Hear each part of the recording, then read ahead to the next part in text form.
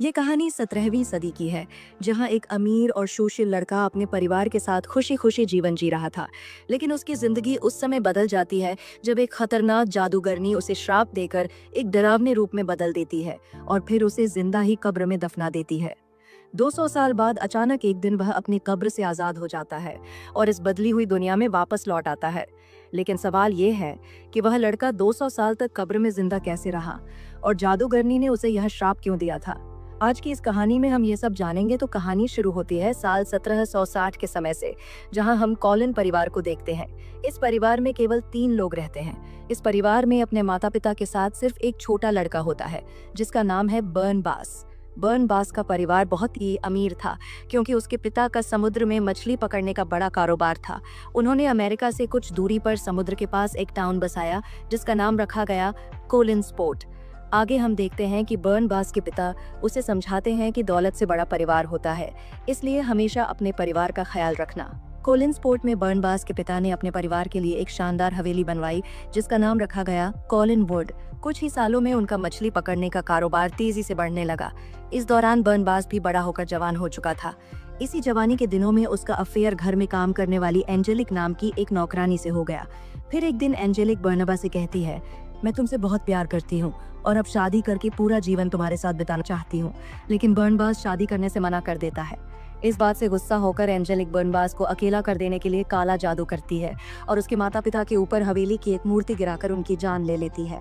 बर्नबा को एहसास होता है कि यह कोई हादसा नहीं था बल्कि काला जादू था, इसलिए वह खुद काले जादू की किताबें पढ़ने लगता है। कुछ दिन इसी तरह बीत जाते हैं और इसी दौरान बर्नबास को अपना सच्चा प्यार मिल जाता है जिसका नाम होता है जोसेट। लेकिन बर्नबास और जोसेट का प्यार देखकर एंजेलिक यह बात सहन नहीं कर पाती। वह फिर से काले जादू का सहारा लेती है और जोसेट को अपने वश में कर लेती है। इसके बाद हम जोसेट को देखते हैं जो एंजेलिक के वश में आकर एक ऊंची चट्टान पर चली जाती है। बर्नबास के वहां पहुंचने से पहले ही वह चट्टान से कूदकर अपनी जान दे देती है। अपने प्यार को इस तरह अपने सामने मरता हुआ देखकर बर्नबास भी उसी चट्टान से नीचे कूद जाता है। लेकिन इतनी ऊंचाई से गिरने के बाद भी बर्नबास नहीं मरता क्योंकि एंजेलिक ने उसे श्राप देकर एक वैम्पायर यानी पिशाच बना दिया था ताकि वह हमेशा अपने दुख के साथ जिंदा रहे। अब एंजेल को यकीन हो गया था कि बर्नबास को हराने का कोई और तरीका नहीं है, इसलिए वह गांव वालों को भड़काकर बर्नबास को पकड़वाया है।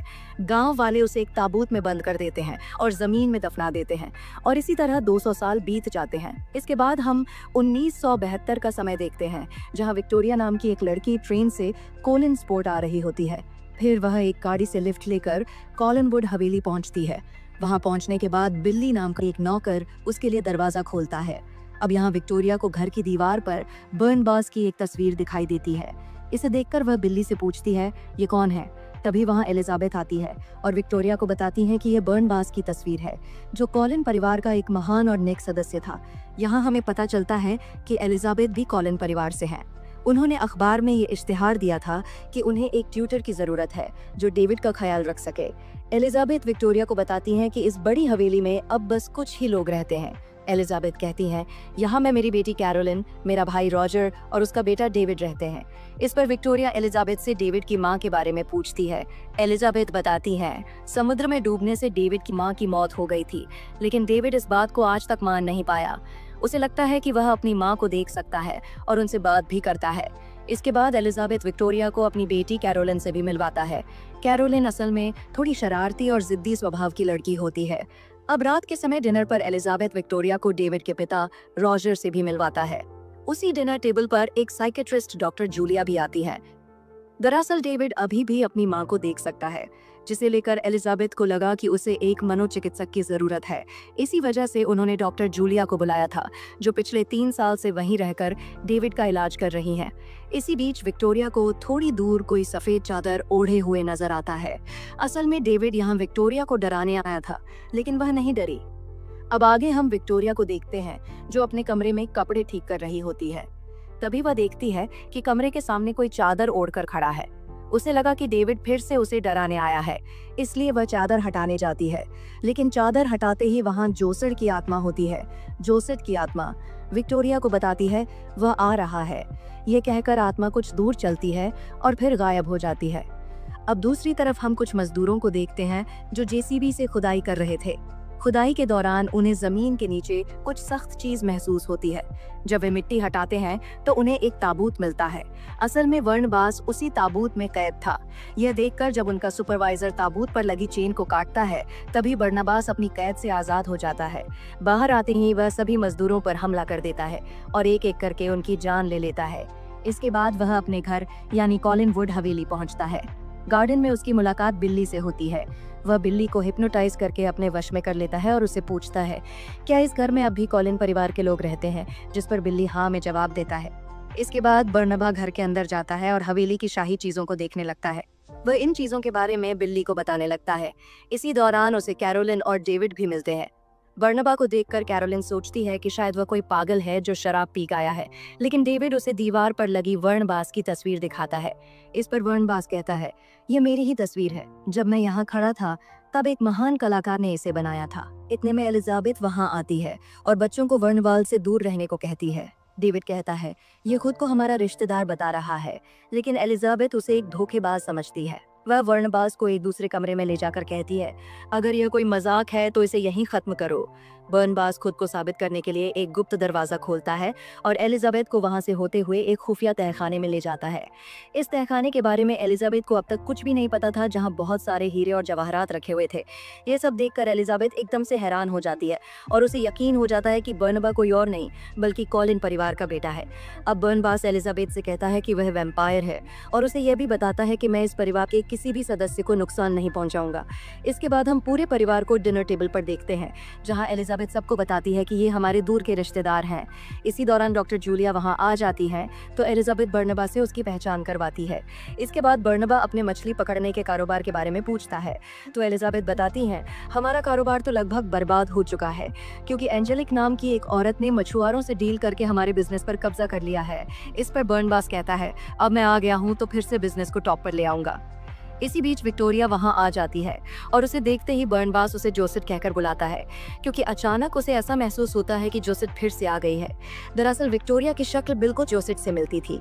फिर दोनों एक दूसरे से बात करते हैं और विक्टोरिया अपना परिचय देती है। इसके बाद हम एंजी को देखते हैं जो असल में वही एंजेलिक है जिसने बर्नबा की जिंदगी तबाह कर दी थी। फिर काला जादू करके वह खुद एक चुड़ैल बन गई और अपना नाम बदलकर 200 सालों से जिंदा रही।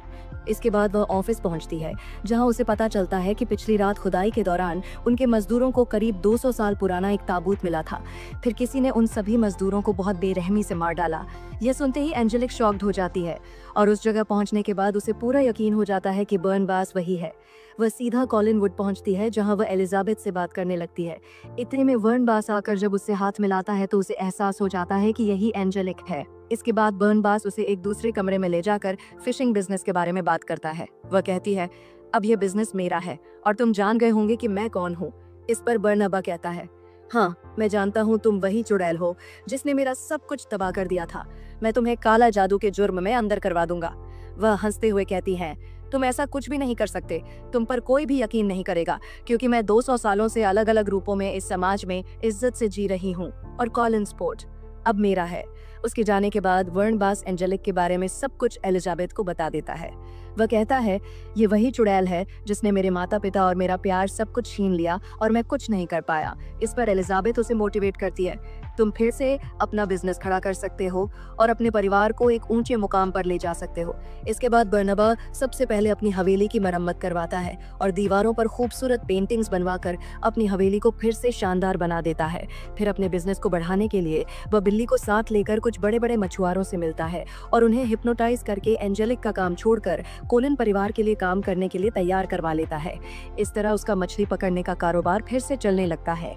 फिर एक दिन डॉक्टर जूलिया बर्नबास को देखती है कि वह कैरोलिन के कमरे में झांक रहा है और वहां रखे एक लैंप को देखकर समझने की कोशिश कर रहा है कि वह क्या चीज है। इससे जूलिया को उस पर शक हो जाता है। बर्नबास के बारे में और जानने के इरादे से वह उस बात करती है। वह कहती है, मैं एक साइकेट्रिस्ट हूँ और दिमाग का इलाज करती हूँ। फिर हिप्नोटाइज करके वह उसके बारे में सब कुछ पता कर लेती है और ये भी जान जाती है कि वह एक वैम्पायर है। इसके बाद जूलिया एलिजाबेथ से बात करती है और कहती है, मैंने बर्नबास के बारे में सब कुछ पता कर लिया है कि वह एक वैम्पायर है। ये जानने के बाद भी तुमने उसे यहाँ रहने क्यों दिया? इस पर एलिजाबेथ कहती है, ये बात एक राज ही रहने दो, उसके रहने से घर में कि किसी को भी कोई खतरा नहीं होगा। दूसरी तरफ बर्नबा कैरोलिन से कह रहा होता है, मुझे सिखाओ कि आज के ज़माने में प्यार कैसे होता है। इस पर कैरोलिन उसे सलाह देती है, तुम्हें पहले अपने लुक और अजीब बर्ताव को बदलकर एक नॉर्मल इंसान की तरह रहना होगा, जिससे लोग तुमसे बात करने में सहज महसूस करें। इसके बाद प्यार एक कैसे होता है ये तुम धीरे धीरे खुद ही सीख जाओगे। अगले दिन हम डॉक्टर जूलिया को बनवास का खून निकालते हुए देखते हैं। जूलिया ने बर्नबास को यकीन दिला दिया था कि वह उसका सारा खून निकालकर उसके अंदर इंसानी खून डाल देगी, जिससे वह वापस इंसान बन जाएगा। इसके बाद के सीन में हम समुद्र के किनारे बर्नबास और विक्टोरिया को एक साथ देखते हैं। उन्हें देखकर लग रहा था कि दोनों एक दूसरे को पसंद करने लगे हैं। आगे हम देखते हैं कि एंजेलिक अपने बिजनेस के सभी बोर्ड मेंबर्स के साथ मीटिंग कर रही थी। वहाँ सब उसे बताते हैं कि उनका बिजनेस धीरे धीरे गिरता जा रहा है क्योंकि बर्नबा का बिजनेस बहुत तेजी से बढ़ रहा है। एंजेलिक कहती है, मेरी बर्नबा के साथ मीटिंग अरेंज करो। शाम को वह बर्नबा से मिलती है और उसे एक चेक देते हुए कहती है, ये पैसे लेकर फिशिंग बिजनेस छोड़ दो। लेकिन बर्नबा ऐसा करने से मना कर देता है। तब एंजेलिक उसके पास जाकर उसे मनाने की कोशिश करते हुए कहती है, हम दोनों साथ में मिलकर बिजनेस चलाते हैं। लेकिन बर्नबास फिर भी तैयार नहीं होता। वह कहता है, जो तुमने मेरे साथ किया वह मैं कभी नहीं भूल सकता। इधर विक्टोरिया को रात में एक सपना आता है जिसमें वह अपना बचपन देखती है। असल में बचपन से ही उसे जोसेफ की आत्मा दिखाई देती थी और वह उससे बातें भी किया करती थी। लेकिन उसके माता पिता उसकी इस बात को समझ नहीं पाए और उसे पागल समझकर मानसिक अस्पताल भेज दिया। तभी उसकी नींद खुल जाती है और वह अपने सामने जोसेफ की आत्मा को खड़ा देखती है। इसे देखकर वह आत्मा के पीछे पीछे चलने लगती है। आत्मा हवेली में लगे झूमर के ऊपर जाकर ठीक उसी तरह कूद जाती है जैसे उसने आत्महत्या की थी। अगले दिन बर्नबास सबकी सहमति से घर में एक पार्टी रखता है जिसमें वह शहर के कई लोगों को आमंत्रित करता है। पार्टी के दौरान बर्नबास देखता है कि डेविड एक कमरे के बाहर खड़ा है और कहता है कि उसके पिता ने किसी को अंदर जाने से मना किया है। यह सुनकर बर्नबास समझ जाता है कि अंदर कुछ गड़बड़ हो रही है। जब वह कमरे की खिड़की से लटककर अंदर झांकता है तो देखता है कि डेविड के पिता रॉजर वहां एक लड़की के साथ है जिसके साथ उसका अफेयर चल रहा है। बर्नबास ये सब देखकर समझ जाता है कि रॉजर परिवार के प्रति वफादार नहीं है। दूसरी तरफ विक्टोरिया बाहर खड़ी होती है। बर्नबास वहां जाकर उसे अंदर आने के लिए कहता है। तभी विक्टोरिया उसे अपने बचपन के बारे में बताने लगती है। वह कहती है, मुझे बचपन से एक लड़की की आत्मा दिखाई देती थी, लेकिन मेरे माता पिता इसे समझ नहीं पाए। इस वजह से मेरा बचपन बहुत तकलीफ भरा था। पर एक दिन उस ने मुझे कॉलिनवुड आने का रास्ता दिखाया और जब मैं यहाँ आई और तुमसे मिली तो मुझे ऐसा लगा जैसे मैं तुम्हें सदियों से जानती हूँ। शायद यह मेरी किस्मत थी कि मैं तुमसे मिली। अब तुम मुझे अपने लगने लगे हो। इसके बाद दोनों एक दूसरे को किस करने लगते हैं, लेकिन ये सब एंजेलिक देख लेती है जो बिना निमंत्रण के ही पार्टी में आ गई थी। इसके बाद बर्नबा डॉक्टर जूलिया के पास जाता है जहां वह अपने शरीर में बर्नबास का खून चढ़ा रही थी। यह देखकर बर्नबा समझ जाता है कि डॉक्टर जूलिया उसे इंसान बनाने के बजाय उसका खून निकालकर खुद को अमर बनाना चाहती है। इस धोखे से गुस्सा होकर वह जूलिया को जान से मार देता है और फिर बिल्ली को साथ लेकर जूलिया की लाश को समुद्र में फेंक देता है। इसके बाद हम रॉजर को देखते हैं जो हवेली का खुफिया दरवाजा ढूंढने की कोशिश कर रहा था। इतने में वहां बर्नबा पहुंच जाता है। दरअसल रॉजर की हरकतें बर्नबास पहले ही समझ चुका था कि उसने सिर्फ पैसों के लिए डेविड की मां से शादी की थी। इस बात से नाराज होकर बर्नबास रॉजर को दो विकल्प देता है। पहला यह कि वह कॉलिनवुड में रहकर डेविड के लिए एक अच्छे पिता की तरह उसकी देखभाल करें। दूसरा विकल्प यह कि खजाने से बहुत सारे पैसे से लेकर अपनी खुदगर्ज जिंदगी बिताने के लिए हमेशा के लिए यहाँ से चला जाए। रॉजर पैसे को चुनता है और अपने बेटे डेविड को छोड़कर हमेशा के लिए वहां से चला जाता है। अब अपने पिता को हमेशा के लिए जाते हुए देखकर डेविड बहुत दुखी हो जाता है और भागते हुए अपने कमरे की तरफ जाने लगता है। तभी सीढ़ियों में पैर लगने की वजह से एक भारी चीज उसके ऊपर गिरने लगती है। ये देखते ही बर्नबास एक पल में जाकर उसे बचा लेता है। ये देखकर सभी लोग हैरान और डर जाते हैं क्योंकि ऐसा कोई साधारण इंसान नहीं कर सकता। तभी बर्नबास पर धूप पड़ने की वजह से उसकी त्वचा में आग लग जाती है, लेकिन बिल्ली तुरंत उस पर पानी डालकर उसे बचा लेता है। इस घटना के बाद सभी को पता चल जाता है कि बर्नबा एक वैम्पायर है। यह देखकर वहां मौजूद सभी लोग डर कर चले जाते हैं। विक्टोरिया भी अब समझ जाती है कि बर्नबा कोई साधारण इंसान नहीं है, इसलिए वह भी उससे दूर हो जाती है। इसके बाद बर्नबास एंजेलिक के पास जाकर उससे अपने श्राप से मुक्ति दिलाने की बात करता है, लेकिन एंजेलिक इसे साफ तौर पर मना कर देती है। वह वर्नबास को दो विकल्प देती है, या तो वह उसके साथ मिलकर बिजनेस करें और एक प्रेमी की तरह उसके साथ रहे, या फिर वह उसे दोबारा ताबूत में कैद कर देगी। बर्नबा यह सुनकर उसका प्रस्ताव ठुकरा देता है। इसके बाद एंजेलिक बातों बातों में उसे उकसाकर डॉक्टर जूलिया के बारे में पूछती है, क्योंकि उसे शक था कि बर्नबास ने डॉक्टर जूलिया का मर्डर किया है। गुस्से में आकर बर्नबास स्वीकार कर लेता है कि उसने ही डॉक्टर जूलिया को मारा था।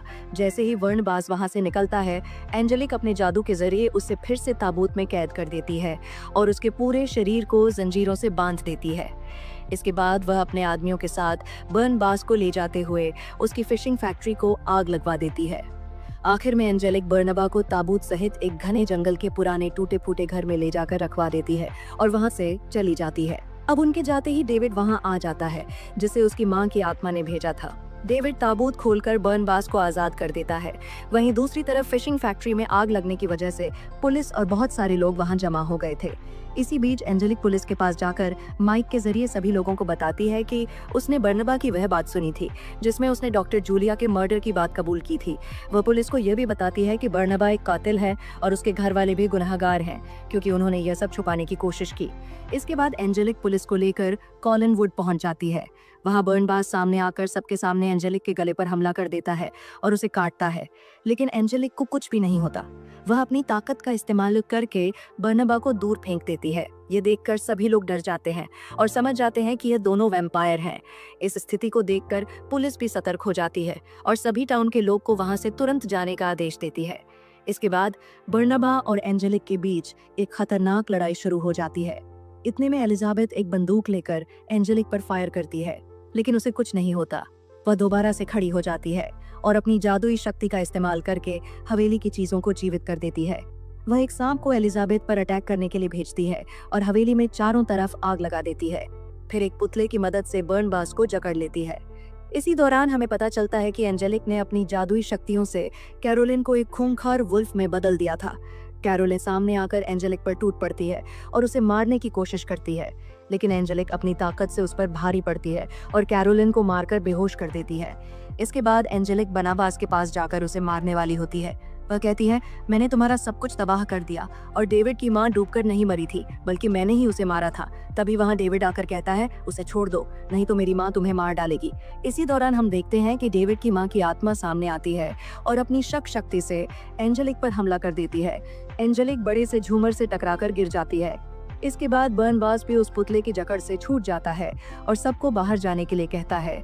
फिर वह एंजेलिक के पास जाता है और उसे समझ आता है कि एंजेलिक जैसी चुड़ैल का अंत इस झूमर के टूटने से होना था।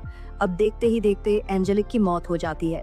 दूसरी तरफ हम विक्टोरिया को देखते हैं, जो उसी चट्टान की ओर जा रही होती है जहां से गिरकर जोसेफ ने आत्महत्या की थी, क्योंकि वह जान चुकी थी कि बर्नबास एक वैम्पायर है और एक साधारण इंसान और एक वैम्पायर कभी एक नहीं हो सकते। अब वर्णवाल उसे ढूंढते हुए जल्दी से उस चट्टान पर पहुंच जाता है और गिरने से पहले उसे पकड़ लेता है। पर वह कहती है, हम दोनों कभी भी एक नहीं हो सकते, क्योंकि मैं एक साधारण इंसान हूँ। अब एक ही रास्ता है, तुम मुझे भी अपनी तरह वैम्पायर बना दो। लेकिन वर्नबास इस बात के लिए राजी नहीं होता। इसके बाद विक्टोरिया उस चट्टान से नीचे गिर जाती है। उसे बचाने के लिए वर्नबास उससे पहले उसे काट लेता है, जिससे विक्टोरिया नीचे गिरने के बाद भी नहीं मरती, बल्कि वह भी एक वैम्पायर बन जाती है। अब ये दोनों एक दूसरे को देखकर चौंक जाते हैं, क्योंकि दोनों एक जैसे हो गए हैं और हमेशा एक साथ रहेंगे। कहानी के आखिर में हमें समुद्र की गहराई में डॉक्टर जूलिया की लाश दिखाई जाती है, जिसकी आंखें खुल जाती हैं, क्योंकि बर्नबा ने उसे काट कर मारा था, जिससे वह भी एक वैम्पायर बन चुकी थी। और इसी के साथ कहानी यहीं पर खत्म हो जाती है। दोस्तों, उम्मीद है कि यह कहानी आपको पसंद आई होगी। मिलते हैं आपसे एक और मजेदार कहानी के